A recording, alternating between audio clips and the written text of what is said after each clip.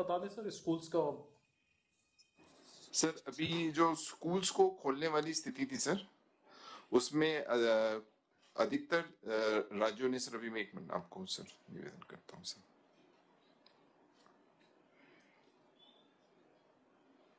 Sir अभी जो primary sections हैं वो सिर्फ बिहार में खोलने की बात चल रही है सर, वो भी इंडिपेंडेंस डे के बाद सर। अपर प्राइमरी स्कूल्स सिर्फ आपके हरियाणा और बिहार में है सर। झारखंड ने 8वीं कक्षा का प्रारंभ किया सर। सेकेंडरी सेक्शंस में बिहार और हरियाणा, झारखंड के साथ मध्य प्रदेश ने प्रारंभ किया है सर।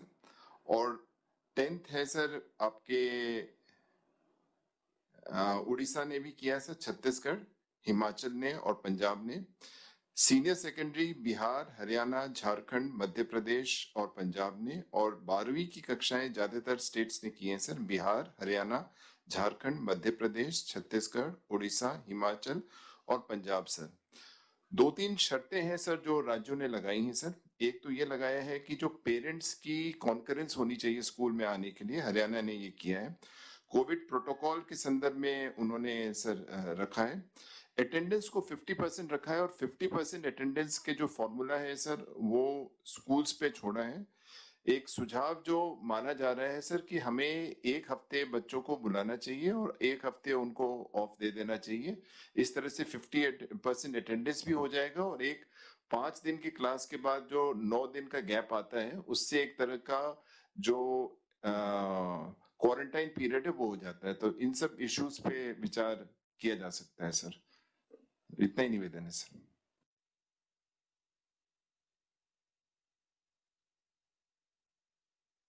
भगवान जी आप जरा अपना रिपोर्ट जो है, जो कमेटी बनाई गई अपनी, उसको भी आप दे दीजिए तो फिर नेक्स्ट मीटिंग करेंगे आजकल में।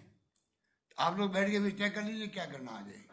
जी सर, अभी कटारिया जी से चर्चा हुई थी और उन्होंने कहा था कि आज जब एक्सपर्ट्स के डॉक्टर्स के व्यू ले लेंगे उसके बाद उसकी मीटिंग कर लेंगे सर। अभी मेरी जस्ट बात हुई थी कटारिया जी से सर। जी सर। एक बार कमेटी जो बना दिए तो कमेटी फैसला करे। जी सर। बेटर वो रहेगा, ठीक है सर। सिद्धार्थ सर नमस्कार सर। सर आपकी अनुमति से सर कोविड की वर्तमान स्थिति और वैक्सीनेशन के ऊपर जो प्रेजेंटेशन है सर, मैं उसके अंदर मुख्य बिंदु रेज करना चाहूँगा। राजेश जी एक बार प्रेजेंटेशन चालू कर देंगे। Next slide please. सर ये जो स्लाइड जिसमें राजस्थान और भारत के फिगर्स का कंपैरिजन है सर, तो 2 मुख्य बिंदु इसमें जो देखने वाले हैं सर कि जो रिकवरी परसेंटेज है राजस्थान का वो आज की तारीख में 99.04% है, जो कि बहुत ही अच्छा है सर। और इसी के साथ सर अगर आप देखेंगे इसका नीचे वाली रो सर, जो एक्टिव केसेस है, एक्टिव केसेस 223 रह गए हैं सर, यानी कि 0.02%, जो पिछले 1 साल में सबसे अच्छी पोजीशन पे चल रहा है सर ये, अगर आप एक्टिव केसेस की पोजीशन देखेंगे सर। तो राजस्थान में सर रिकवरी रेट भी बहुत अच्छा हो गया है और एक्टिव केसेस भी बहुत कम हो गए हैं सर। और यही अगर आप भारत का आंकड़ा देखेंगे सर तो 1.27% अभी भी भारत में एक्टिव केसेस चल रहे हैं सर। नेक्स्ट सर, ये साप्ताहिक पॉजिटिविटी देखेंगे सर तो पिछले 4 हफ्ते की अगर साप्ताहिक पॉजिटिविटी देखेंगे सर तो राजस्थान की 0.1 या उससे कम रही है सर। और अभी पिछले हफ्ते से, पिछले लास्ट वीक से और इस हफ्ते में 0.07 रह रही है सर। और जबकि पूरे भारत की देखेंगे 2.37 है सर। तो पूरे भारत की एवरेज के सामने भी राजस्थान की जो साप्ताहिक पॉजिटिविटी है वो बिल्कुल नेग्लिजिबल है सर।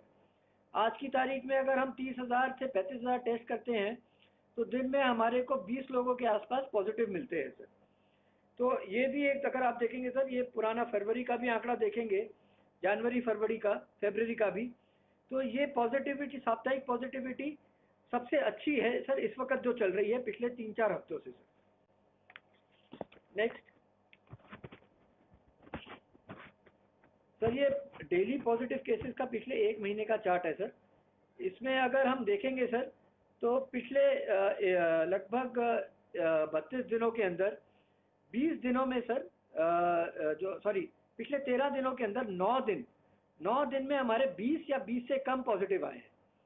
बस एक दिन बीच में 2 दिन पहले 40 आ गया था आंकड़ा, लेकिन अदरवाइज सर हमारा स्टेबल 20 के आसपास चल रहा है सर। सिद्धार्थ एक बात बताओ सर ये जो आपका 6 जुलाई को 47, 51, 69 करते करते अब अपन 40 और 20 पे आ गए हैं, तो ये जो पॉजिटिव केसेस आए हैं तो आउट ऑफ कितने आपने टेस्ट करो, टेस्ट की संख्या कम ज़्यादा की है वो सेम है इसके अंदर? सर टेस्ट की संख्या वीक में थोड़ी सी ऊपर नीचे होती है, बहुत ज़्यादा फर्क नहीं पड़ता। लेकिन अगर इससे पिछली वाली स्लाइड देखेंगे, एक बार राजेश जी पिछली वाली स्लाइड ले जाएंगे सर। ये वाली स्लाइड देखेंगे जो साप्ताहिक पॉजिटिविटी दिखाता है, उसके अंदर टेस्ट डिनोमिनेटर के रूप में आता है, यानी वो फैक्टर एन होता है। उसको भी अगर हम पिछली 4 हफ्ते की देखेंगे तो 0.11, 0.1, 0.7, 0.07 और 0.07, यानी कि पिछले 2 हफ्ते के मुकाबले में एक्चुअली में हमारी पॉजिटिविटी की और गिरी है सर। 0.07 तो सर बिल्कुल ना के बराबर पॉजिटिविटी है। जैसे मैंने सर निवेदन किया था सर, 30,000 से 35,000 हम टेस्ट करते हैं आजकल, उसके अंदर हमारे 20 के आसपास लोग पॉजिटिव आ रहे हैं मात्र। 30 से 35,000 में 20 केसेस हैं। ठीक है, नेक्स्ट सर, ये डेथ का डेटा है सर, जो हमारे यहाँ पे पिछले 1 महीने से डेली डेथ हो रही है। इसमें देखेंगे अगर हम स्लाइड सर, तो पिछले 32 दिनों में, जिसका डेटा इस स्लाइड में दे रखा है, 32 दिनों में से 22 दिनों में राजस्थान में 0 डेथ आई है सर। और जो पिछले पूरे 32 दिनों में मैक्सिमम डेथ आई है एक दिन के अंदर, वो 2 आई है सर। 3 दिन 2 आई है और 32 में से 22 दिन 0 डेथ आई है। ठीक है सर, एक्टिव केसेस भी हमारे अब स्टेबल हो गए हैं सर, 200 के आसपास, 200 से 250 के बीच में ऊपर नीचे होते रहते हैं, लेकिन अब स्टेबल हो गए हैं, क्योंकि रोज हमारे लगभग 20 के आसपास 18, 17, 18, 20 लोग आ रहे हैं, तो हमारे बहुत स्टेबल हो गए हैं सर एक्टिव केसेस भी। नेक्स्ट सर, इस ग्राफ के अंदर सर जिले वाइज हमने पिछले 4 हफ्ते की साप्ताहिक पॉजिटिविटी दिखाई है। तो इस पे 33 जिलों की जो साप्ताहिक पॉजिटिविटी है सर, इसके अंदर सर अगर हम देखेंगे तो हाईएस्ट जो हमारी है जिले वाइज भी अगर हम देखेंगे, हाईएस्ट पॉजिटिविटी लास्ट वीक की वो पाली की रही है, वो है 0.46। यानी कि कोई भी ऐसा जिला नहीं है सर हमारे यहाँ पे जहाँ पे हम अगर 100 टेस्ट कराएं तो उसमें से एक व्यक्ति भी पूरा पॉजिटिव आए। 200 टेस्ट कराते हैं वहाँ पे अगर हम पाली में, तो एक व्यक्ति पॉजिटिव आता है। तो ये पोजीशन चल रही है सर पॉजिटिविटी की। और अगर डिटेल में देखेंगे सर, तो लगभग 14 जिले ऐसे हैं जिनकी 0 पॉजिटिविटी है, साप्ताहिक पॉजिटिविटी भी 0 है, मतलब पूरे हफ्ते के अंदर उनके वहाँ पर एक भी केस नहीं आया है। नेक्स्ट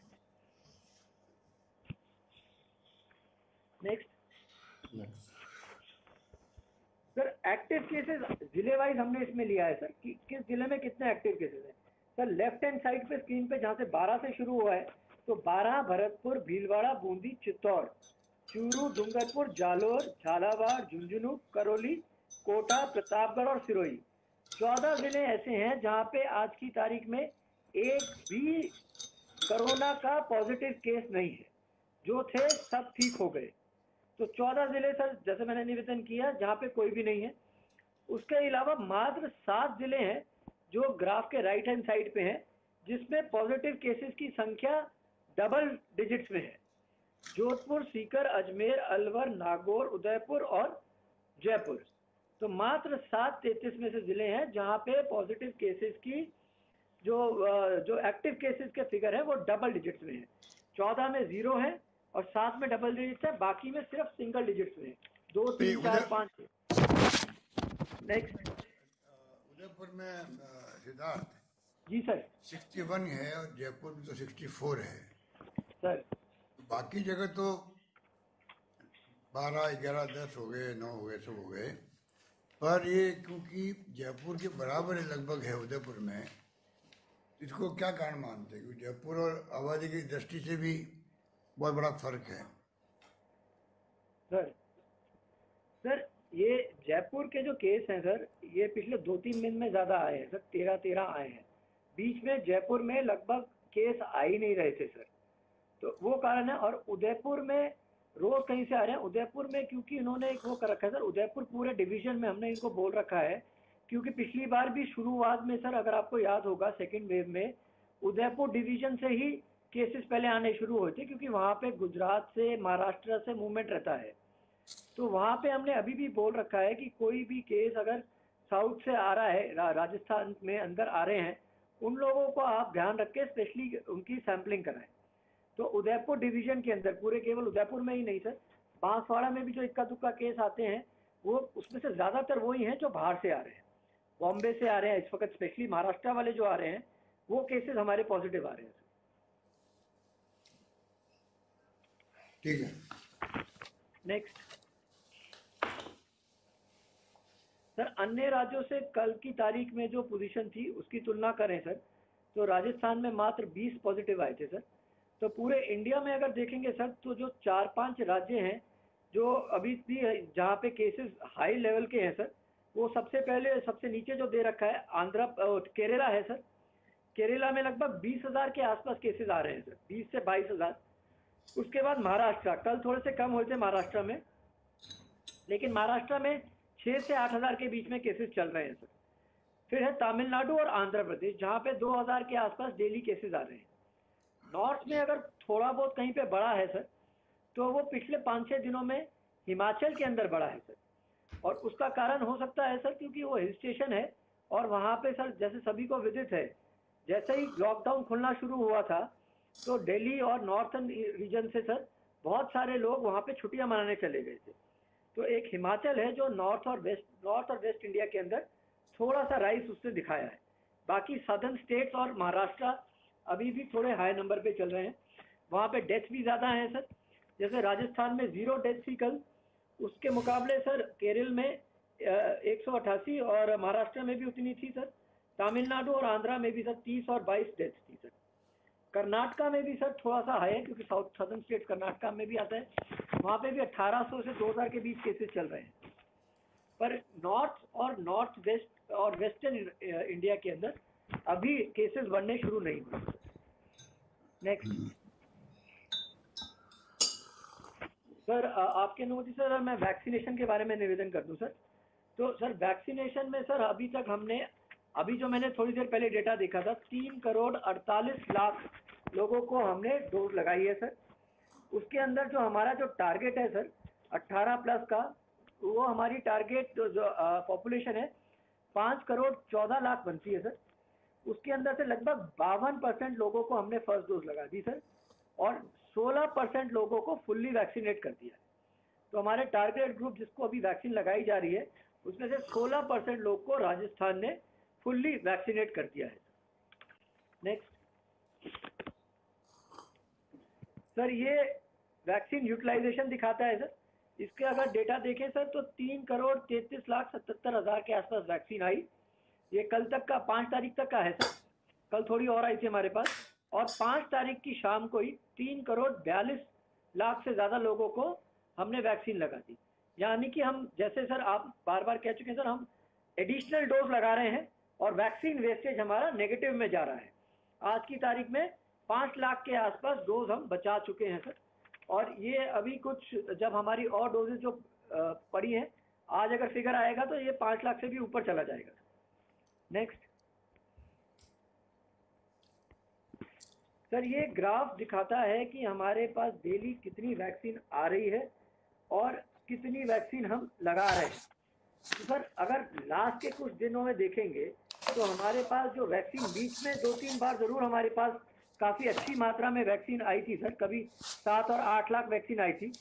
लेकिन मोर और लेस जो हमारे पास वैक्सीन आती है वो 2 से 3 साढ़े 3 लाख के बीच के आसपास आती है सर डेली, जबकि हमारी लगाने की कैपेसिटी 15 लाख है।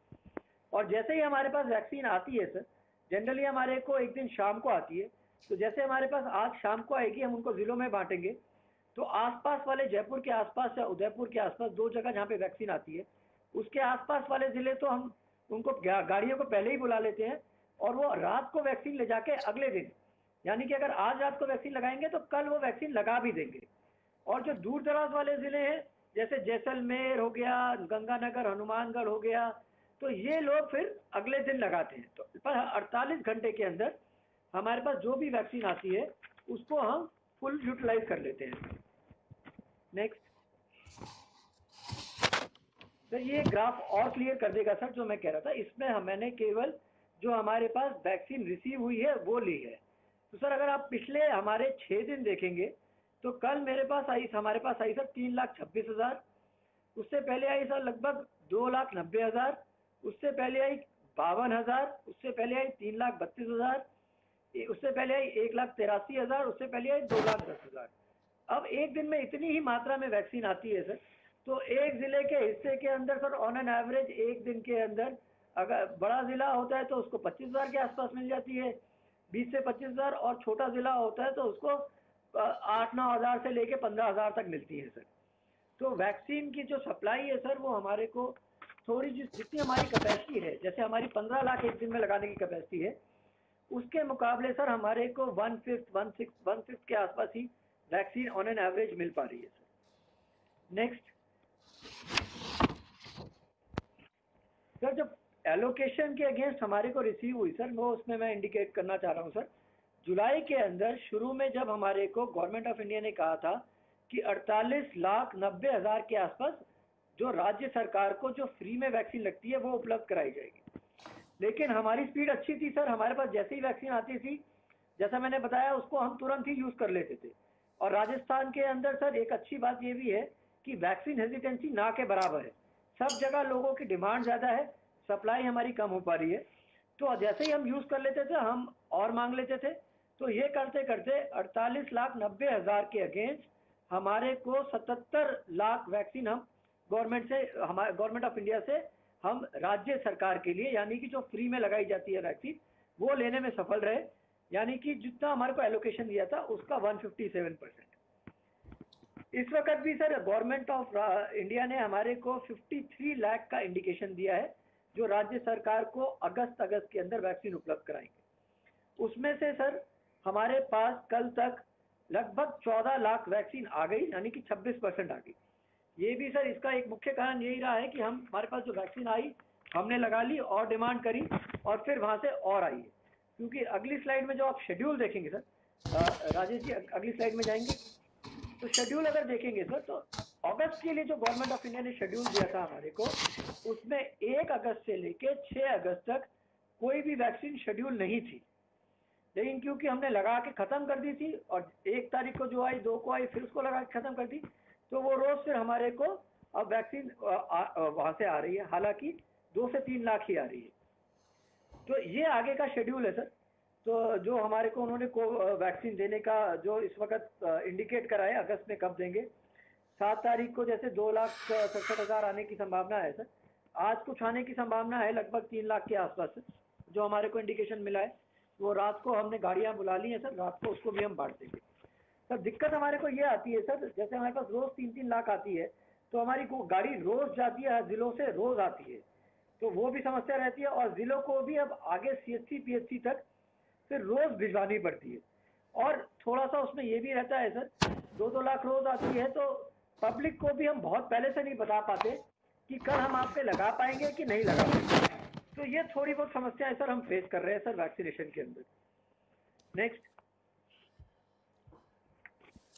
सर, इस स्लाइड में मैंने दिखाने की कोशिश की है सर कि जो वैक्सीन हमारे को 1 मई के बाद जब 18 साल से अधिक आयु वर्ग वाले को गवर्नमेंट ऑफ इंडिया ने वैक्सीन देनी शुरू करी, उसमें से 98% गवर्नमेंट सेक्टर में लगी है, प्राइवेट के अंदर 2% से भी कम लगी है।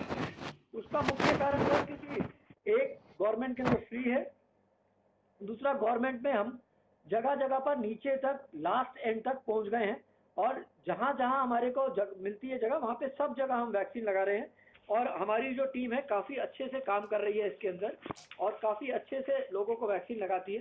तो लोगों का रुझान सरकारी वैक्सीनेशन सेंटर की तरफ ही है सर। तो सर मेरे को इतना ही कहना था सर। बस एक चीज़ और मैं स्कूल वाले में ऐड करना चाहूँगा सर कि स्कूल के अंदर सर महाराष्ट्र ने भी अब 9 to 12 स्कूल खोलने की घोषणा कर दी है सर। और उसके साथ साथ सर यूपी ने भी घोषणा कर दी है सर। तो ये 2 पॉइंट सर मैं बताना चाहूँगा सर। जैसे जो हमने इंडिकेशन लिया था सर कर्नाटका ने भी सर 9 से 12 तक की क्लासेस का 23 अगस्त से खोलने का बताया है सर। और महाराष्ट्र ने भी खोलने का सर हिंदुस्तान टाइम्स में आया है सर 9 से 12 की क्लासेस खोलने का सर, महाराष्ट्र के द्वारा भी ये निर्णय लिया गया है सर। और तमिलनाडु भी 9 से 12 खोलने का उन्होंने निर्णय लिया है सर। मेरी तरफ से इतना ही था सर।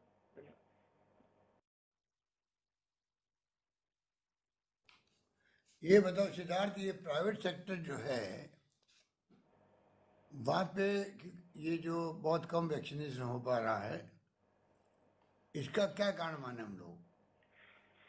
सर इसके 2-3 कारण है सर। एक तो मैंने आपको सर पहले निवेदन किया कि राजस्थान के अंदर सरकारी अस्पतालों के अंदर बहुत ही अच्छे व्यवस्थित तरीके से वैक्सीनेशन हो रही है और व्यक्ति जब आता है उसको बहुत देर वेट नहीं करनी पड़ती है, आता है उसकी रजिस्ट्रेशन कर लेते हैं हम तुरंत ही वैक्सीन लगा देते हैं। दूसरा कारण सर ये भी है कि कॉस्ट का डिफरेंस है सर। सरकार में ऑब्वियसली फ्री है और प्राइवेट के अंदर जैसे जो कोविशील्ड है वो भी 700 रुपये से ऊपर में है।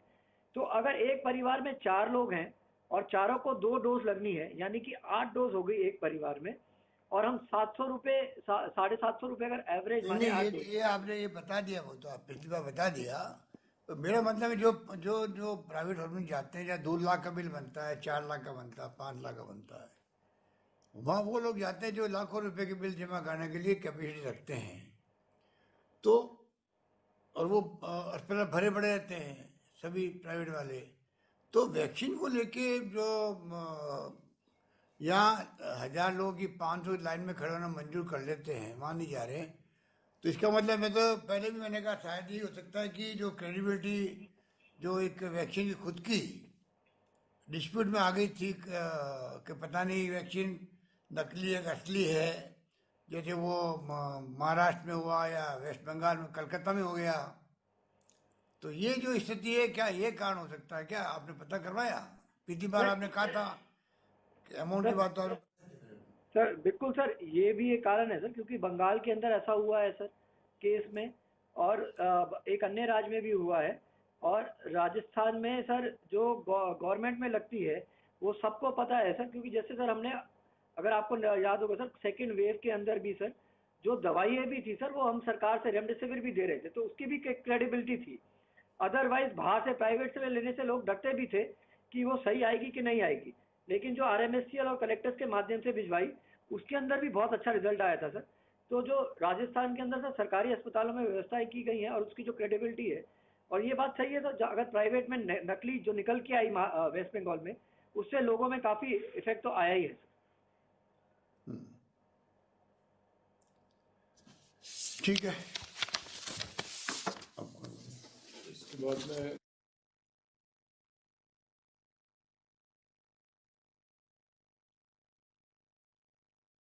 Doctor Virendra Singh ji, doctor Virendra Singh ji. नमस्कार सर। हाँ नमस्कार सर। नमस्कार सर, एक तो ये बहुत अच्छी बात है कि अपने स्टेट के अंदर जो कोरोना के केसेज बिल्कुल नगण्य की तरफ बढ़ रहे हैं। हालांकि आज जो पेपर के अंदर जो R फैक्टर है वो पिछले महीने उन्होंने बताया कि 0.65 था और वो आज 1.03 वो बता रहे हैं, पर जो एक्चुअल नंबर ऑफ केसेस हैं, जो पॉजिटिविटी है वो काफी कम है। तो ये एक तरह से सारा का सारा कॉन्जेनियल एटमॉस्फेयर तो है कि जब देश के दूसरे प्रांतों के अंदर वो क्लासें खोल रहे हैं तो ये चीज एक तरह से खोलने के लिए सोचा जा सकता है। लेकिन इसके साथ में सर 2-3 इम्पोर्टेंट फैक्टर हैं। नंबर 1, क्लास वही खुले जहाँ की कोविड अप्रोप्रिएट बिहेवियर को अडॉप्ट करने में छात्र सक्षम हो, और जहाँ की जो टीचर्स एंड वहाँ का स्टाफ है वो एटलीस्ट वैक्सीनेटेड हो गया हो।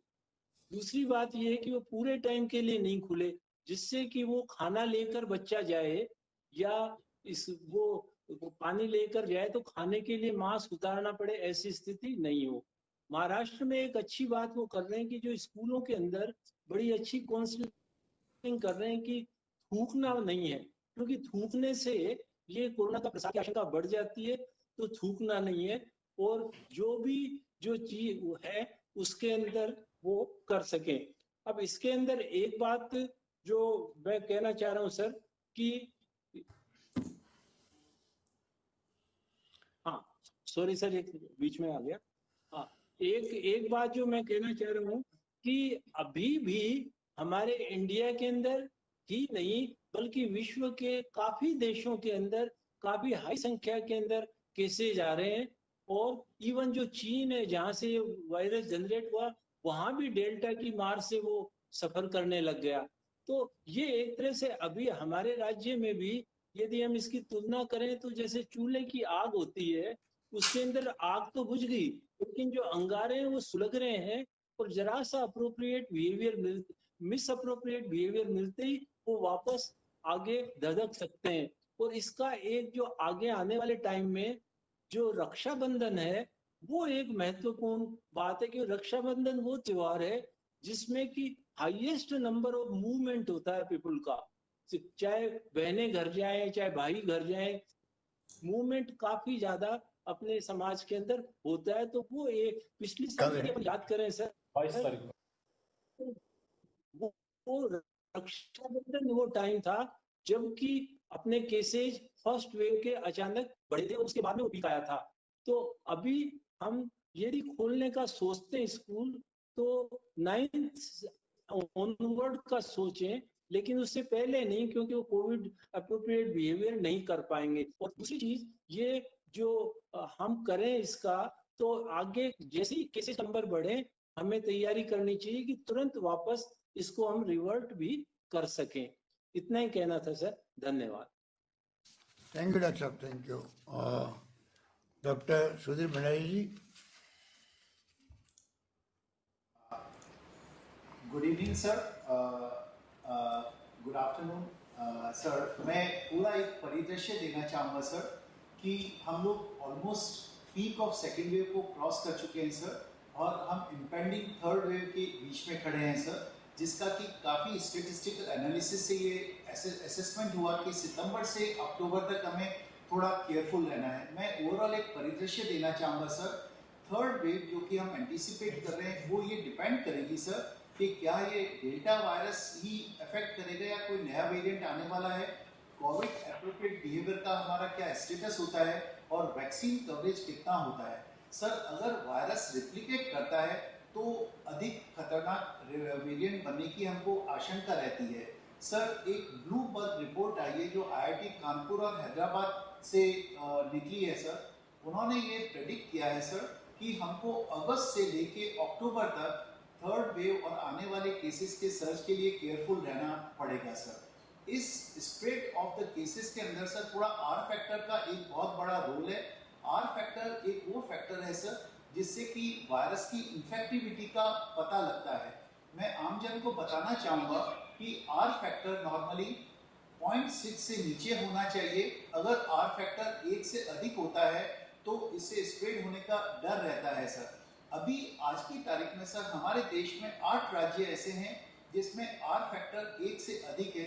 ये राज्य हैं हिमाचल, जम्मू कश्मीर, पांडिचेरी, लक्षद्वीप, तमिलनाडु, मिजोरम, कर्नाटका और केरल, जो कि केरल भारत के करीब 50% केसेस को होस्ट करता है सर। आज की तारीख में भी हमारे कंट्री का आर फैक्टर भी थोड़ा अधिक है जो कि 1 से कम होना चाहिए। मैं एक उदाहरण देना चाहता हूँ आम लोगों के लिए कि आर फैक्टर अगर हम कहते हैं 0.7 या 0.8 है, इसका तात्पर्य ये है कि 10 कोविड पेशेंट 7 या 8 लोगों के अंदर इस इन्फेक्शन को फैला सकते हैं। एक मैं फैक्ट बताना चाहूँगा सर कि भारत में 90% केसेस डेल्टा वायरस के पेशेंट हैं, और ऐसा माना गया है कि ये डेल्टा वायरस हमारे जो दूसरे इन्फेक्शियस डिजीज है जैसे मीजल्स और चिकन पॉक्स उनके जितना खतरनाक है। अगर मैं ये कहूँ सर कि मीजल्स और चिकन पॉक्स में आर फैक्टर 8 to 10 पाया जाता है, इसका तात्पर्य है सर कि एक मीजल्स या चिकन पॉक्स का पेशेंट 10 पेशेंट क्रिएट कर सकता है, और वो 10 पेशेंट आगे जाके हर पेशेंट 8 से 10 पेशेंट को और फैला सकता है। तो डेल्टा वायरस की इन्फेक्टिविटी मीजल्स और चिकन पॉक्स के बराबर पाई गई है। ये एक मैटर ऑफ कंसर्न है सर। अगर हम दूसरे देशों की बात करें सर तो अमेरिका, कनाडा और ऑस्ट्रेलिया में भी आर फैक्टर 1.2 पाया गया है। सर मैं एक कोविड-19 का एक विश्व परिदृश्य देना चाहूँगा सर। कि अगर हम वेव की बात करें सर, तो अमेरिका, फ्रांस, जर्मनी और यूके में 4th वेव भी आ चुकी है, जापान में 5th वेव भी आ चुकी है, रूस और दक्षिण अफ्रीका में 3rd वेव भी आ चुकी है। भारत हम second wave to 3rd wave भी कर रहे हैं। और अगर हम अमेरिका का देखें सर, तो अमेरिका अकेले के अंदर परसों एक दिन में 1,20,000 पेशेंट पाए गए। परसों अमेरिका के अंदर आईपीडी पेशेंट का नंबर जो 12,000 था, पिछले हफ्ते 40,000 हो गया सर। और 40% अमेरिका के पेशेंट 3 राज्यों में, फ्लोरिडा में, जॉर्जिया में और ल्यूसियाना में है सर। और ये वही राज्य है सर जहाँ पे वैक्सीनेशन बहुत कम हुआ है। तो एक तो फैक्ट मैं ये शेयर करना चाहूँगा सर कि जिन राज्यों में वैक्सीनेशन कम हुआ है वहाँ पे ये नया केसेस बढ़ने की चिंता रहती है सर। अगर हम फ्रांस का देखें सर, फ्रांस की आबादी सिर्फ 6 करोड़ है, भारत की 130 करोड़ है। और परसों अकेले फ्रांस में 22,000 केसेस आए थे। जर्मनी जिसकी आबादी 8 करोड़ है, परसों एक दिन में जर्मनी के अंदर 2,500 केसेस आए थे सर। इतना ही नहीं सर, डेल्टा वायरस जो अभी चल रहा है उसकी चिंता यह है कि चीन के अंदर भी 13 सिटीज में उन्होंने लॉकडाउन घोषित कर दिया है सर। तो ये एक इम्पॉर्टेंट एस्पेक्ट है। ऑस्ट्रेलिया के अंदर से डेल्टा वायरस के कारण 6 बार विक्टोरिया स्टेट के अंदर वहां पे लॉकडाउन उन्होंने घोषित किया सर। तो अगर इस विश्व परिदृश्य के संदर्भ में हम भारत का आंकलन करें सर, तो अभी हमारे देश में नॉर्थन इंडिया में केसेस कम है, 50% केसेस केरला में है और मिजोरम में है। केरल के बाद कर्नाटका, तमिलनाडु और आंध्र प्रदेश में भी केसेस बढ़ रहे हैं सर। अगर हम पिछली वेव को देखें सर, तो पिछली वेव में महाराष्ट्र और केरल और गुजरात के बाद राजस्थान में 1.5 से 2 महीने बाद केसेस आए थे सर। और राजस्थान में आर वैल्यू बढ़ना शुरू हो गई थी। अगर हम हमारे सिटी का देखें सर, आज की तारीख में जयपुर की आर वैल्यू 0.58 है। लेकिन सर हमें कोविड एप्रोप्रिएट बिहेवियर बहुत फॉलो करना पड़ेगा। जैसा कि वीरेंद्र सिंह साहब ने बताया, आने वाले जो राखी और दूसरे पर्व में हमको सोशल गैदरिंग को प्रोटेक्ट करना है, बिकॉज हमें अपने सिटी और प्रदेश का आर फैक्टर को हमें कंटेन करना है। एक सर जो ICMR की सीरो सर्वेलेंस रिपोर्ट आई थी सर, उसको सर हम एक प्रॉपर वे के अंदर इवेल्युएट करना चाहेंगे, बिकॉज कोई भी सीरो सर्वेलेंस रिपोर्ट और इफेक्टिव होने के लिए करीब 30 to 40%, यानी कि हमारे प्रदेश के 10 से 12 डिस्ट्रिक्ट्स के अंदर सीरो सर्वेलेंस होना चाहिए। अतः हमें इसको एक केयरफुल ऑब्जर्वेशन के तहत हमें देखना पड़ेगा सर। और ये तो पक्का है सर कि आज की तारीख में हम बहुत प्रोटेक्टेड हैं, बट हमें आगे वाले कुछ महीनों के लिए, बिकॉज साउथ इंडिया के अंदर जिस तरह केसेस बढ़ रहे हैं, हमें बहुत केयरफुल रहना पड़ेगा सर। एक इतना ही नहीं सर, एक जो सबसे इम्पोर्टेंट ये है सर कि हमारा वैक्सीनेशन जैसे जैसे बढ़ेगा उतना हमारा प्रोटेक्शन लेवल बढ़ता चला जाएगा। एक नया टेक्निक, अच्छी न्यूज़ ये भी है सर कि एक म्यूटेशन टेक्निक शुरू हुई है अमेरिका में, सिएटल के अंदर सर। एक म्यूटेशन टेक्निक के द्वारा आने वाले वेरिएंट की स्टडी होके और उसका प्रेडिक्ट किया जा सकता है कि किस तरह के वेरिएंट आने वाले हैं और उसको हम वैक्सीनेशन के द्वारा प्रोटेक्ट कर सकते हैं। तो ये भी एक रिसर्च काफ़ी हद तक चल रहा है सर। जहाँ तक स्कूल्स ओपनिंग का सवाल है सर, जो प्रोटोकॉल्स बताए गए हैं उसको फॉलो करना इम्पॉर्टेंट रहेगा। बट डेफिनेटली सर हमें अगले 2 से 4 हफ्ते तक केयरफुल रहना पड़ेगा। एक यूरोप के अंदर सर कोविड पासपोर्ट इशू हुआ है कि किसी भी तरह का इंटरनल और एक्सटर्नल ट्रैवल के लिए पेशेंट को डबल वैक्सीनेटेड होना चाहिए और एडिक्वेट एंटीबॉडी टाइटर होना चाहिए। उसके बारे में हमारे यहाँ भी सोचा जा सकता है। स्कूल ओपनिंग के प्रोटोकॉल्स डेफिनेटली बहुत अच्छे बताए गए हैं sir. Only issue is that sir कि अगले 2 से 4 हफ्ते तक अगर हम बहुत केयरफुल रहे, बिकॉज विश्व परिदृश्य को देखते हुए कि डेवलपिंग नेशन में भी आर फैक्टर बढ़ रहा है, केसेस बढ़ रहे हैं, आईपीडी नंबर बढ़ रहा है और ये सब डेल्टा वायरस के हाईली डेंजरस होने के कारण बढ़ रहा है। तो सर उसको देखते हुए अगले कुछ हफ्ते में हमें ऑब्जर्वेशन को बहुत इंटेंस रखें और कोविड एप्रोप्रिएट बिहेवियर जैसा कि सभी लोग कहते हैं ऑब्जर्व करें, तो हमारी जो बहुत अच्छी इफेक्टिव स्थिति है सर वो हम मेंटेन कर पाएंगे। इतना ही मैं कहना चाहूँगा sir. Thank you very much sir. धन्यवाद doctor, thank you. Doctor Raja Babu Kumar. नमस्कार सर। नमस्कार। कोरोना 19 की second wave sir almost declining phase में है हमारे प्रदेश में, जो कि आपके नेतृत्व में सरकार द्वारा डॉक्टर्स पैरामेडिकल स्टाफ के आउटस्टैंडिंग अच्छे कार्य का परिणाम है, जिसके लिए आपको बहुत बहुत साधुवाद और धन्यवाद प्रेषित करता हूं। लेकिन सर, ये अभी हमारे स्टेट के अंदर जैसे आंकड़ा बताए हैं सिद्धार्थ जी ने कि हमारी रिकवरी रेट बहुत अच्छी है, आउटस्टैंडिंग है, एक्टिव केसेस डिक्रीज हो रहे हैं, वीकली पॉजिटिविटी मार्केटली डिक्रीज हो गई है, प्रतिदिन जो केसेस आ रहे हैं बहुत कम हैं, और डेथ हैं जो ऑलमोस्ट जीरो है काफ़ी दिनों से। सर एक्चुअली ये बहुत एनकरेजिंग डेटा हैं, लेकिन सर मैं यहाँ निवेदन करूँगा, जिस आर नॉट की डिस्कशन कर रहे हैं, जो अभी हमारे यहाँ हमारे स्टेट में 0.5 है, लेकिन ऑल इंडिया का ये जो एवरेज देखते हैं तो ये आता है 1.03। Actual sir R factor deviation, slight भी डेविएशन होता है, वो बहुत इम्पॉर्टेंट है। लेकिन सर ये जो डेटा सिद्धार्थ जी ने बताए हैं ये बहुत सेंसिटिव है, क्योंकि आर फैक्टर है ना, वो उसमें और इन डेटा में थोड़ा सा आर फैक्टर लेट चलता है सर, आर फैक्टर थोड़ा सा लेट चलता है, क्योंकि आर फैक्टर टोटली कैलकुलेशन का तरीका उसका ये है कि नंबर ऑफ द केसेस कितने आए रोजाना, कितनी डेथ हुई, कितने हॉस्पिटल में एडमिशन बढ़ गए, और एक्टिव केसेस कितने हैं, और रिकवरी रेट कितनी है। ये डेटा हम जब फीड करते हैं किसी एरिया के अंदर, जोग्राफिकल एरिया में, ए पर्टिकुलर टाइम पे, तो आर फैक्टर निकलता है।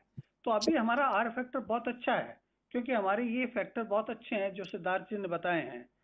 लेकिन ऑल ओवर इंडिया का आर फैक्टर कोई बहुत ज्यादा अच्छा नहीं है, और ऐसा भी नहीं है कि राजस्थान में बाहर से आने वालों पे कोई प्रतिबंध है। इसलिए हम ये नहीं कह सकते हैं कि हम बिल्कुल सेफ हैं, क्योंकि वहां से अभी एक सच्ची घटना है कि केरला से 21 बच्चे नर्सिंग के पढ़ाई करते थे, जो एग्जामिनेशन दे के तमिलनाडु आए तो 21 के 21 पॉजिटिव थे और डेल्टा वेरिएंट था उनमें, और वो एक बहुत बड़ा सोर्स था जो कि तमिलनाडु में वो स्प्रेड कर सकता था। तो मेरा निवेदन ये है सर, जो भी स्टेट हैं, जो 8 स्टेट हैं जिसमें आर फैक्टर ज़्यादा हैं, रोजाना पॉजिटिविटी रेट ज़्यादा हैं, और वहाँ डेथ भी हैं, और पूरे हिंदुस्तान में देखें तो 38 से 42 हजार के बीच पिछले एक हफ्ते से ये मतलब जस्ट रोटेट कर रहा है, ये घूम रहा है, कभी आ जाते हैं 38, कभी आ जाते हैं 40, कभी आ जाते हैं 42। और ये केरला स्टेट को गवर्नमेंट ऑफ इंडिया ने बहुत अच्छी तरह स्टडी किया है सर, और उन्होंने कमेंट्स दिए हैं। उस कमेंट्स के हिसाब से हमें भी सावचेत रहना चाहिए। केरला में उन्होंने कमेंट किया है सर, गवर्नमेंट ऑफ इंडिया की रिपोर्ट है कि वहाँ की सर्विलेंस कमजोर पड़ गई थी, वो ध्यान रखना उन्होंने कम कर दिया था। और दूसरा, उन्होंने टेस्टिंग कम कर दी, ट्रेसिंग, क्वारंटीन, होम आइसोलेशन और माइक्रो कंटेनमेंट पे उनके सरकार द्वारा काफी शिथिल हो गए थे वो। दूसरा, जनता की कोविड डिसिप्लिन की पालना है जो बिल्कुल नेग्लिजिबल के बराबर हो गई थी, और वैक्सीनेशन की बहुत स्लो स्पीड थी। अतः मेरा निवेदन ये है सर कि हमारा बहुत अच्छे रिजल्ट्स हैं, we are going towards downward trend, almost negligible the cases are there, लेकिन हमें इन बातों पे बहुत ही अलर्ट रहना है, जिस पे सावचेती बरतनी है, जो कि गवर्नमेंट ऑफ इंडिया ने पॉइंट आउट किए हैं। और दूसरा, जहां तक सवाल है सर डेल्टा वेरिएंट का, डेल्टा वेरिएंट जो स्टडी किया गया केरला में कि वे डेल्टा वेरिएंट के अलावा कोई नया म्यूटेशन तो नहीं हो गया है, लेकिन उन्होंने पाया कि नया कोई म्यूटेशन नहीं हुआ है। ये जो शिथिलता है और जनता द्वारा अपना दायित्व नहीं निभा रहे हैं, उसकी वजह से केसेस बढ़ रहे हैं। अदरवाइज वेरिएंट तो वही है, 92-95% केसेस में जो वेरिएंट अपने यहाँ है। पिछले 2-3 महीने में जब केसेस 3 महीने में ज्यादा थे, उस समय हमारे 90% से ज्यादा डेल्टा वेरिएंट था, वही वहां पर है। दूसरा, अमेरिका में जैसा डॉक्टर भंडारी ने बताया कि डेल्टा वेरिएंट ज्यादातर उन लोगों को अफेक्ट कर रहा है जो वैक्सीनेटेड नहीं है, जिन स्टेट में वो कॉपरेट नहीं कर रहे हैं। दूसरा, एक बहुत बड़ा उनको जो मास्क हटाने के बाद में जो उनको नुकसान भुगतना पड़ा है कि एकदम से केसेस 137% इंक्रीज हो गए हैं मास्क हटाने से, और काफी लोगों के वैक्सीनेशन नहीं कराने से। ऐसा नहीं है कि डेल्टा वेरिएंट वैक्सीनेटेड को अफेक्ट नहीं करता, क्योंकि सर जो वैक्सीन है सर, उसकी जो ट्रायल है, वैक्सीन के 2 मार्कर होते हैं सर, सरोगेट मार्कर होते हैं कि वैक्सीन की इफेक्टिविटी का क्या मापदंड है। हम क्या माने कि क्या मापदंड है, क्या सीरोलॉजिकल एंटीबॉडी मापदंड है या क्लिनिकल मापदंड है। सर हमारे वैक्सीन ट्रायल जितनी भी हैं उसका मापदंड क्लिनिकल है, सीरोलॉजिकल नहीं है। क्लिनिकल का मतलब ये है कि प्राइमरी एंड पॉइंट जो है वो ये है कि सीवियर केसेस और सीरियस केसेस कितने हुए इसके बाद में, वैक्सीनेशन के बाद में, और डेथ कितनी हुई। तो हम इस मापदंड को मान के चलते हैं, न कि ऐसे कि एंटीबॉडी कितनी राइज हुई, क्या हुई। उसके टाइटर से वो सेकेंडरी एंड पॉइंट है, first and point clinical marker है। दूसरा, जहां तक सवाल है सर स्कूल खोलने का काफी स्टेट्स हैं जो बहुत सोच रहे हैं, क्योंकि ये बहुत सेंसिटिव मैटर है और डिबेटेबल इश्यू है। पूरे कंट्री के लिए कोई यूनिफॉर्म गाइडलाइंस नहीं है। जैसा कि आपने भी अभी फोन पे बातचीत करके गवर्नमेंट ऑफ इंडिया से आपकी बात हुई है, शायद जैसा कि टीवी में था, कि आपने भी कहा है, सजेस्ट किया है कि एक यूनिफॉर्म गाइडलाइंस होनी चाहिए। वो बिल्कुल उचित है सर पूरी कंट्री के लिए, ताकि कोई कंट्रोवर्शियल इश्यू नहीं रहे, क्योंकि बच्चों का स्कूल जाना एक बहुत ही सेंसिटिव इश्यू है। काफी स्टेट जैसे पंजाब, आंध्र प्रदेश, मध्य प्रदेश, महाराष्ट्र, यूपी, दिल्ली, कई स्टेट हैं जो कि खोलने का प्लान बना रहे हैं या बनाया है। ज्यादातर अभी तक लोगों ने 9 से 12 क्लास तक के छात्रों को स्कूल खोलने का निर्णय लिया है, जिसके अनुसार ये है कि 9 से 12 क्लास के छात्र कोविड डिसिप्लिन की अच्छी तरह पालना कर सकते हैं और कोई तकलीफ होने पर इमीडिएट कम्युनिकेट कर सकते हैं ताकि उनको बचाया जा सके। लेकिन कुछ सावधानियों के साथ उन्होंने सजेस्ट किया है, जिसमें उन्होंने लिखा है कि जितना पॉसिबल हो ज्यादा से ज्यादा टीचर्स एवं स्कूल के सबऑर्डिनेट स्टाफ को शीघ्रता से वैक्सीनेट करना चाहिए। सेकंड लिखा है उन्होंने, school step by step staggering fashion में एक प्रक्रिया के तहत खोलना चाहिए, न कि सारे स्कूल एक साथ खोल दिए जाएं। तीसरा, मास्क, सोशल डिस्टेंस एवं हाइजीन की पालना सुनिश्चित करनी चाहिए। चौथा है, शुरू में स्कूल आना ऑप्शनल रखा जाए, जो अभिभावक भेजना चाहे वो स्कूल भेजें, अदरवाइज ऑनलाइन ऑफलाइन दोनों सिस्टम से पढ़ाई जारी रखी जाए। शुरू में 30 से 50% छात्रों को मास्क लगाकर वेल वेंटिलेटेड रूम में या आउटडोर क्लासेस लगाकर शुरू किया जाए। अटेंडेंस कंपल्सरी नहीं की जाए। माइल्ड सिम्टम होते ही नोटिफाई किया जाए, भले वो स्टूडेंट हो या टीचर हो। उम्मीद के अनुसार होपफुली अगर वैक्सीन 12 से 18 के बीच के लोगों के लिए सितंबर में उपलब्ध होता है तो इनको प्रायोरिटी बेसिस पर शीघ्रता से उनको वैक्सीनेट किया जाए। इंडोर गेम्स, इंडोर डाइनिंग, जैसे वीरेंद्र सिंह जी ने बताया, खाना पीना ये बिल्कुल बंद रखा जाए, इसको अलाउ नहीं किया जाना चाहिए। अतः मैं निवेदन करना चाहूंगा कि prevention is better than cure, और हमें हमेशा पालना की और ध्यान रखना चाहिए और विजिलेंट रखना उचित है। सर्वेलेंस को, टेस्टिंग को, ट्रेसिंग को, क्वारंटीन को, माइक्रो कंटेनमेंट को और थोड़ा सा नंबर इंक्रीज होने को ध्यान रखना चाहिए।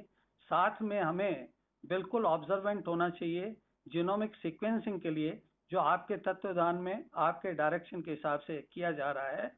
और अंत में मैं ये निवेदन करना चाहूंगा कि सर, जैसा कि मैंने कहा, prevention is better than cure. Covid discipline की पालना करना एवं करवाना अत्यंत आवश्यक है। वैक्सीनेशन जितना संभव हो और जितना अतिशीघ्र हो, ज्यादा से ज्यादा लोगों को करवाना चाहिए। नमस्कार सर। धन्यवाद आपका, बहुत धन्यवाद। अब मैं, हमारे 2-3 डॉक्टर साहब और बैठे हुए हैं, मैं उनसे रिक्वेस्ट करूंगा। सबसे पहले डॉक्टर ML गुप्ता साहब से।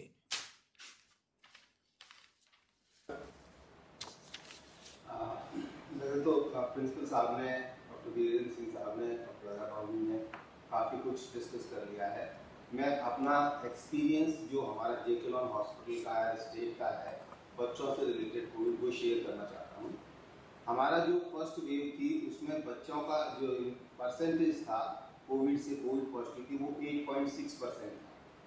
सेकेंड वेव में जो जनवरी से अभी तक वो परसेंटेज 10% था, मीन्स ऑलमोस्ट सेम थे। हालांकि एब्सोल्यूट नंबर 2.5 टाइम्स थे, पर percentage of the children affected by Covid infection was almost the same. JK lawn hospital में देखें सर तो जो पहली वेव में हमारी जो मॉर्टलिटी थी वो 5.8% थी, सेकेंड वेव में मॉर्टलिटी 11.9%। और ये भी इम्पॉर्टेंट है कि फर्स्ट वेव में मॉर्टलिटी थी वो ज़्यादातर जो कोमॉर्बिड कंडीशंस वाले बच्चे थे उनकी थी, सेकेंड में जो केवल कोविड की वजह से इन्फेक्शन हुआ था उसमें भी मॉर्टलिटी काफ़ी ज़्यादा है। नाउ सर अगर ये देखें अपन एज वाइज तो मॉर्टलिटी जो कोविड की वजह से थी वो मॉर्टलिटी वो एज ग्रुप 1 to 5 ईयर्स में मैक्सिमम थी, दैट वाज अराउंड 40%। और जो दूसरा मल्टी सिस्टम इन्फ्लेमेटरी सिंड्रोम जो कोविड की पोस्ट कोविड कॉम्प्लिकेशन है उसमें mortality age group 5 to 10 years से ज़्यादा है।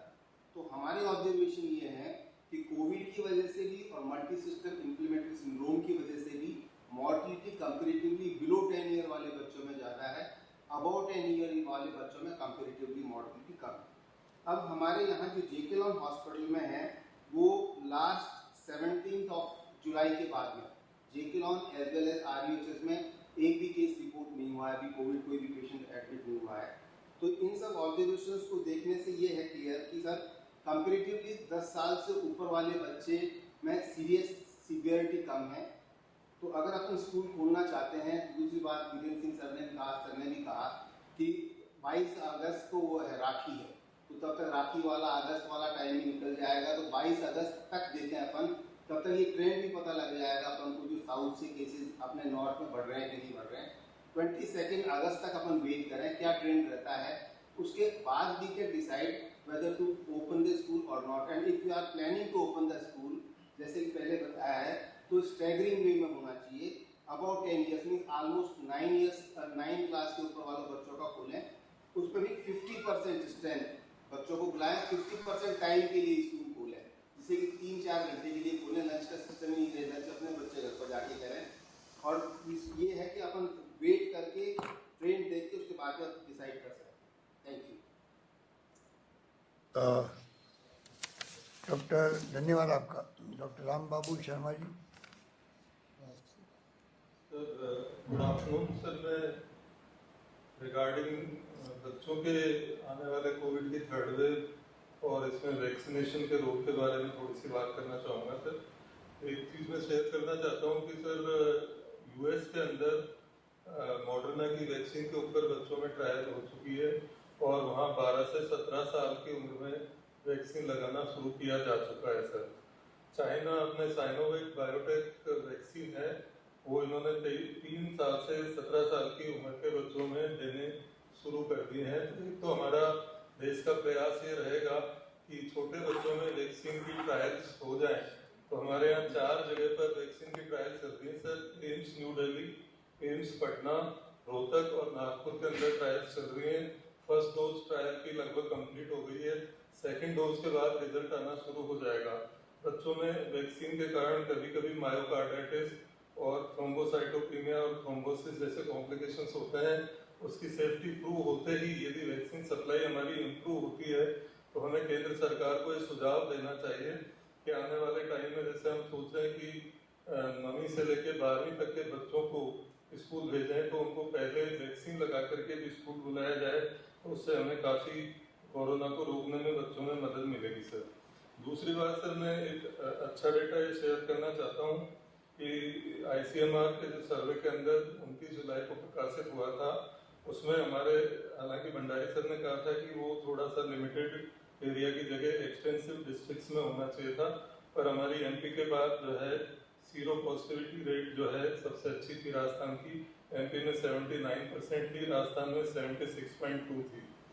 सर मॉर्टेलिटी के बारे में ये है, ओवरऑल मॉर्टेलिटी की बात कर रहा हूँ सर मैं, ML सर ने तो हॉस्पिटल बेस्ड MIS की मॉर्टेलिटी की बात की थी।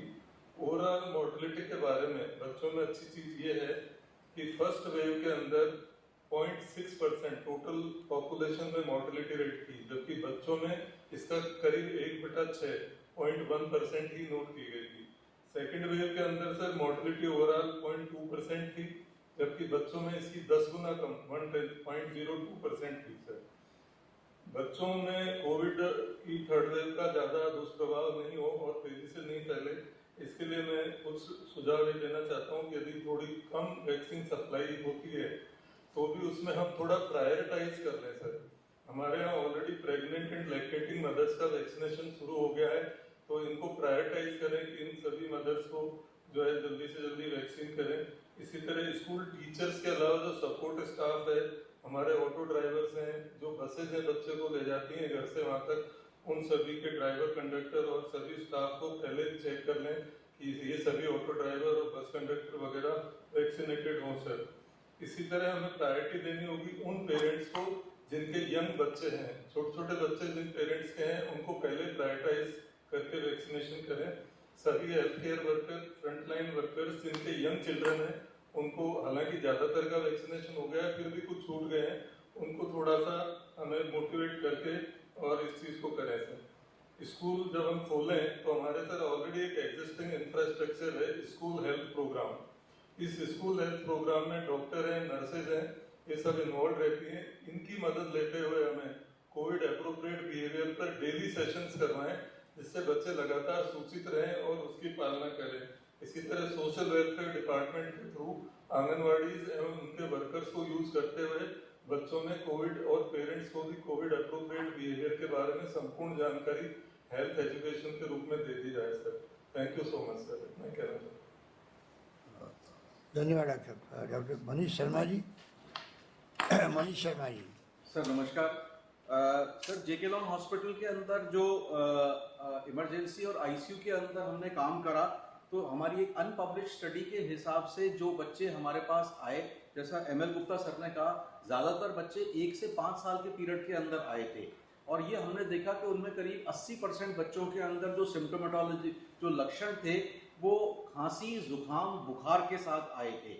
अब सर इसी बात को अगर आगे लेके जाते हैं तो यही चेंज ऑफ सीजन है, यही वायरल का सीजन है, तो ज़्यादातर पेरेंट्स अभी भी यही समझते हैं कि ये जो खांसी, जुकाम, बुखार हो रहा है ये कोरोना नहीं है, ये कोई नॉर्मल खांसी, जुकाम, बुखार हो रहा है। और इसके कारण उनके अंदर एक तरीके से सर शिथिलता आ गई है और इन्वेस्टिगेशंस कराने के अंदर पेरेंट्स खुद ही मना कर देते हैं।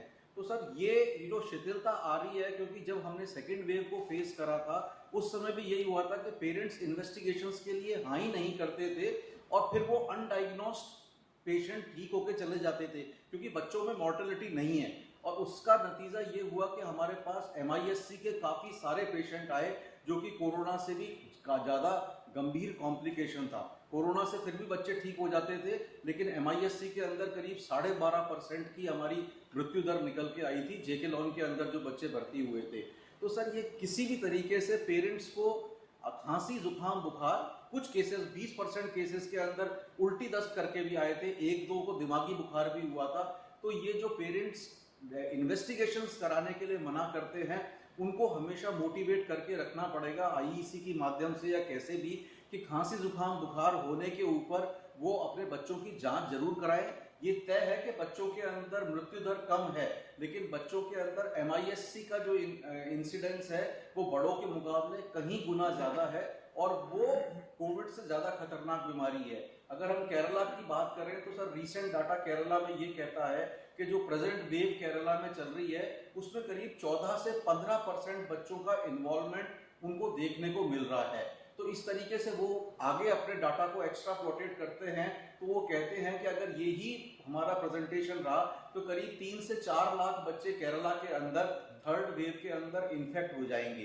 तो अगर हम इसको राजस्थान के ऊपर आगे लेके जाते हैं तो उसके अंदर हमारे एसिम्प्टोमेटिक बच्चे, मैं बात कर रहा हूँ एसिम्प्टोमेटिक या जिनको लक्षण है, उनका परसेंटेज काफ़ी हाई हो जाएगा। तो इस बात को हमको IEC के माध्यम से पेरेंट्स को पहुंचाना है कि वो टेस्टिंग के लिए जब भी उनको चिकित्सा कर्मी कहे तो वो उसके लिए मना नहीं करें। सर मुझे इतना ही कहना था, धन्यवाद सर। डॉक्टर अरविंद जी। हाँ जी सर नमस्कार। सर मैं थोड़ा सा जेके लॉन में हमारी जो तैयारियां हैं थर्ड वेव को देखते हुए उसके बारे में प्रकाश डालना चाहता हूं। सर हमारे करीबन 780 बेड्स हैं जेके लॉन हॉस्पिटल में, उनमें से हमने 600 बेड्स रिजर्व कर लिए हैं सर कोविड पेशेंट के लिए, और 200 बेड्स के लिए मिनिमम हमारे को अश्योरेंस मिल रहा है RUHS हॉस्पिटल में हमको दे दिए जाएंगे। अब सर जो हमारे नॉन कोविड पेशेंट होंगे वो हम सेठी कॉलोनी और गंगोरी हॉस्पिटल में ट्रीटमेंट लेंगे सर वो बच्चे। और तैयारियों में सर एक हमारा ऑक्सीजन प्लांट अभी 2-3 दिन पहले शुरू हो गया है और वो 24 घंटे काम कर रहा है। एक ऑक्सीजन प्लांट सर इंस्टॉल हो गया है, खाली इलेक्ट्रिक वर्क बाकी है, तो उसको 7 से 10 दिन में चालू हो जाएगा। वो 150 सिलेंडर पर डे हमको प्रोवाइड करेगा। एक सर हमारा लिक्विड ऑक्सीजन प्लांट है, उसका सिविल वर्क वगैरह सब पूरा हो गया है और वो इंस्टॉल हो जाएगा।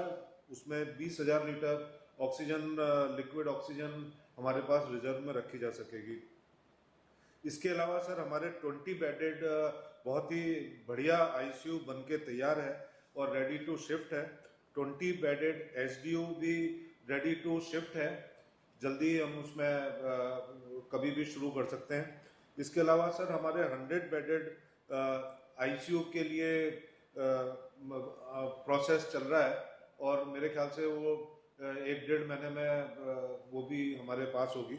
80 बेडेड सर हमारी नई NICU वो भी उसमें करीब 1 से 1.5 महीना लगेगा सर तैयार होने में। एक सर ऑक्सीजन प्लांट अभी हमारे और लगेगा 250 सिलेंडर का, उसकी कार्रवाई पूरी हो गई है, अब वो कंपनी इंस्टॉल करने का काम शुरू करेगी। इसके अलावा सर वेंटिलेटर और मॉनिटर्स भी अंडर प्रोसेस हैं। सर जो हमारे पास इस पूरी प्रक्रिया में करीब 150 बेड ICU के सिर्फ कोविड पेशेंट्स के लिए रिजर्व रहेंगे और करीब 100 न्यूनेटल बेड्स कोविड पेशेंट्स के लिए रिजर्व रहेंगे। सर जो ministry of health and family welfare है उसकी गाइडलाइंस के हिसाब से regional centre of excellence develop किए जाने चाहिए और district centre of excellence develop किए जाने चाहिए। सर जो JK लॉन हॉस्पिटल है हमारा वो रीजनल सेंटर ऑफ एक्सीलेंस के पूरे मापदंड पूरे करता है, तो सर इसको हम रीजनल सेंटर ऑफ एक्सीलेंस बनाना चाहेंगे। और बाकी सर उस हिसाब से हमारी तैयारियां पूरी हैं। जहाँ तक सर सवाल बच्चों के स्कूल जाने का है, सर ये नजर आ रहा है कि सर केरला महाराष्ट्र से ये जो कोविड के केसेस बढ़ने शुरू हो रहे हैं और कभी भी राजस्थान में दस्तक दे सकते हैं, तो सर जितना लेट हो जाए अभी ऑब्जर्वेशन में रखना चाहिए सर। अगस्त तक उसके बाद डिसीजन लिया जाना चाहिए सर। Thank you sir. जो सर डॉक्टर सब कहते हैं बिहेवियर